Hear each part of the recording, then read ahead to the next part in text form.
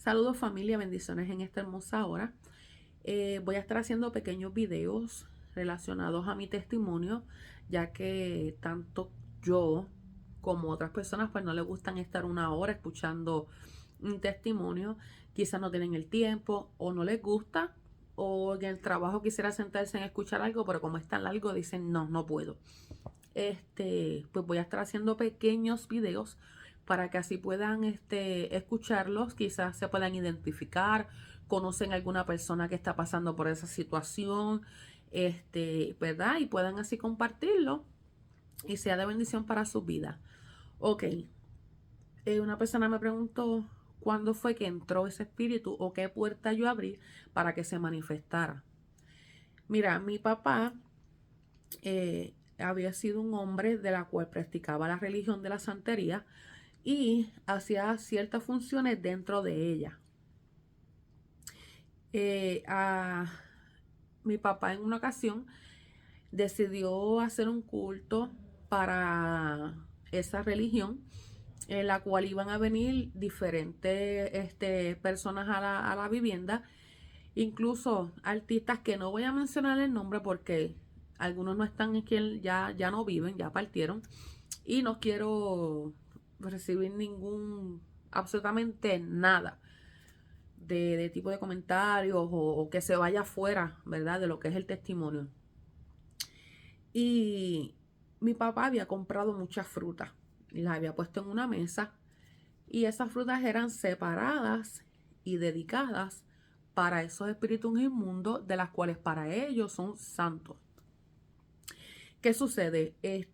Mi mamá pasó y de antojada coge una fruta y se la come. Mi papá rápido que la ve, la regaña y le dice, ¿qué tú haces? Tú no puedes comer eso. Y ella dice, ¿por qué no puedo comerlo? Porque están dedicados a los santos. Eso está separado para ellos. Mi mamá le dice, ¿qué es santo ni santo? Esto yo me lo como. Chévere. Ella en su ignorancia sale. Y mi papá dijo, ya está separado ese bebé, esa nena ya está separada. Pasan los años. Y desde chiquita mi papá siempre me decía que yo iba a ser una mujer de rango alto en esa religión. ¿Qué sucede? Cuando cumplí los 15 años, que iba a 14 para 15 ahí raspando, recibí lo que fue el abuso sexual. Y de ahí yo voy a casa de mi papá, siempre íbamos los fines de semana a limpiarle la casa, ya que mi papá era una persona mayor, más había quedado ciego por la diabetes y el otro ojo había sido, la retina había sido perforada por una mala práctica. En fin, no veía.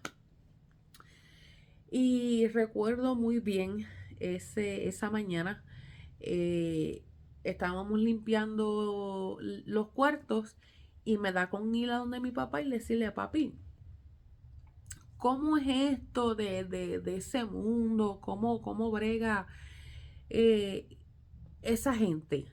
Porque yo le contaba a mi papá las cosas que yo veía en las noches, en las madrugadas, o si yo estaba parada en un sitio, yo veía a alguien, pero en realidad esa persona no existía, pero eran espíritus inmundos. Y mi papá se sentía muy orgulloso porque él decía, ya tú fuiste separada del vientre de tu mamá y tú, que quiero ser muy cuidadosa con esto y no quiero darle auge a esos espíritus inmundos. Y me dice, mira, la madama, que el Señor la reprenda, Jehová la reprenda, siempre ha estado ahí detrás de ti, e incluso está ahora mismo al lado tuyo, pero no ha podido entrar en ti porque tú no se lo has permitido. Tienes que dejarle entrar. Mi mamá está escuchando, no está muy atenta a lo que mi papá está diciendo, pero sí de momento sale y dice, mira, déjate estar hablando de esas cosas y Tino, no le enseñes nada de eso a la nena, que a mí no me gusta. Mi papá le daba lo mismo.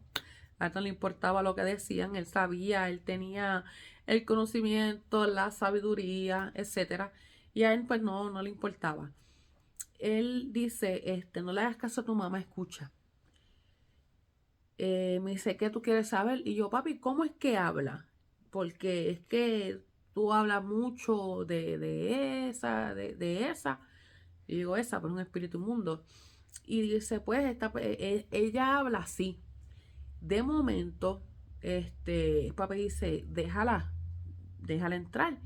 Y de momento, yo comienzo a hablar un idioma como si fuera africano. Y hablaba español, pero ni lo voy a intentar hacer porque nada más de hacerlo, eso me pone mal. Y comenzó a hablar así y yo no recuerdo en ese momento nada, qué fue lo que hablé, qué dije. Yo te estoy contando lo que mis padres me llegaron a contar. Mi mamá salta del cuarto y dice, deja de estar hablando así que no me gusta. Y mi papá dice, cállate que se le montó, porque así es que hablan, se le montó la madama, respeta. Y mi papá me contaba él que él bajó la cabeza y haciendo reverencia ante ese espíritu inmundo y empezó a hablar con ese espíritu inmundo y ese espíritu inmundo le contestaba a través de mí. Cuando mi mamá sale de la habitación, da en la mesa y dice, ya deja de estar hablando así, hazme el favor, respeta, que yo no creo en nada de esas cosas. Ahí de momento yo hago así, mi papá se molesta y yo no recuerdo qué pasó. Me levanto y voy hacia la habitación de mi papá para seguir limpiándola. Y mi papá la regaña y se pone a discutir con ella. No, tú no puedes hacer eso. Imagínate que esa muchacha caiga muerta porque la transición y tú tienes que respetar ese espacio de la gravedad, etcétera, del mundo espiritual, de lo que sale, lo que entra. Entonces, mientras ellos están ahí, él discutiendo, yo caigo en el suelo. Mi mamá me llama, yo no respondo, mi papá me llama, tampoco respondo. Y mi mamá va a la habitación y me toca.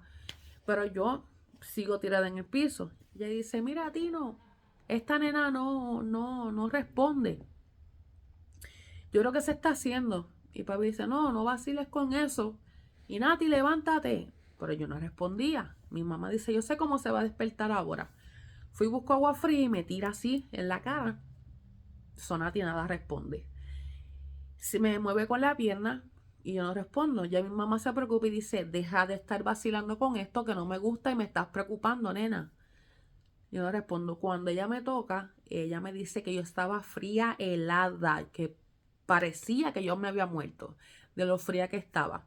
Deciden llamar a la ambulancia. Mi papá, al estar, ¿verdad? Sin tener la vista, se desespera y empezaba a gritar. Y en una le echaba la culpa a mi mamá por haber dado en la mesa y no haber respetado esa transición. Después salí y decía que yo estaba mezclando drogas, etcétera. Cuando llegan los paramédicos, le preguntan a mi mamá que si yo padecía de epilepsia. Mi mamá le dice que no. Y yo comienzo en un tono de voz grueso, fuerte, comienzo a decirle cosas a los paramédicos de las cuales ellos hacían. Y los paramédicos se quedaban mirando como que, ¿qué le pasa a esta? ¿Cómo ella sabe eso? Pero para ellos yo estaba drogada. Cuando tratan de agarrarme para ponerme en la camilla, yo me pongo bien malcriada, empiezo a empujarlos y a tener bastante fuerza, de la cual me tuvieron que amarrar en la camilla y llevarme la ambulancia amarrada. Cuando llego al hospital, pues ahí hacen los laboratorios, todo está bien. Y ahí el médico pues decidió, basado a los ataques que me daban, que me mordía la lengua, en ocasiones pues botaba espuma, me trincaba de esta manera, pues ahí fue que ellos le pusieron que era epilepsia. Así que quiero decirte que mira, no juegues ni tan siquiera te dé curiosidad. El ser humano es una persona que es bien curioso, que siempre quiere estar conociendo más y más. No intentes, no vale la pena. Número uno, las personas se quejan que si no, que si la iglesia lo que piden es diezmo y diezmo. Instrúyete, lee la Biblia. no dejes que nadie te cuente, vete tú y estudia.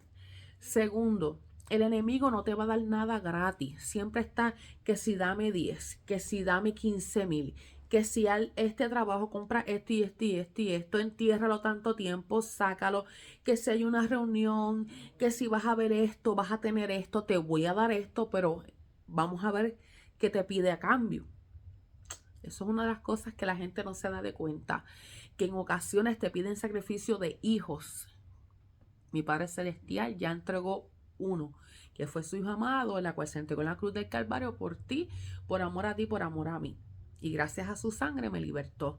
Así que este es el testimonio de cómo fue que entró a mi vida, ¿verdad? Cuál fue la puerta que yo abrí para que entrara y tomara posesión.